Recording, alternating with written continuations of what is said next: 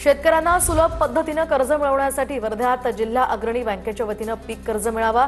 शेतकऱ्यांनी सादर केलेल्या कागदपत्रांची छाननी करून 104 शेतकऱ्यांना पीक कर्ज मंजूर।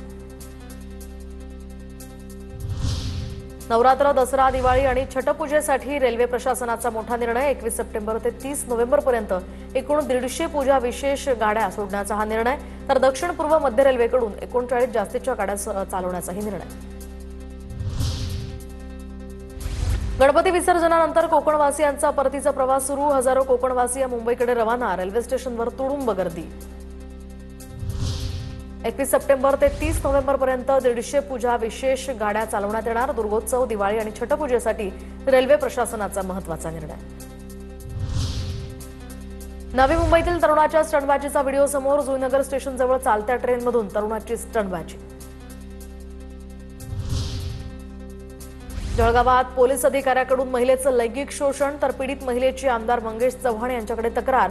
वादग्रस्त पोलीस निरीक्षक संदीप पाटील अखेर निलंबित। पोलीस निरीक्षकाची धमकीची ऑडिओ क्लिप आमदार चव्हाणांनी ऐकवली।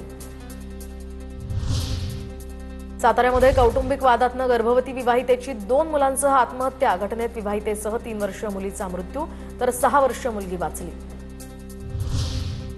गणेश विसर्जनासाठी गेलेल्या भक्तांवर काळाचा घाला। सिन्नरसह बेळगावात गणेश विसर्जनाच्या वेळी दोघांचा मृत्यू तर ठाण्यातल्या शहापूरमध्ये 3 जण वाहून गेल्याची घटना। दोघांचा शोध सुरू। रत्नागिरीमध्ये जिल्हा परिषदेकडून आदर्श शिक्षक पुरस्कार जाहीर। जिल्ह्यातील 9 शिक्षकांना आदर्श शिक्षक पुरस्कार देण्यात येणार।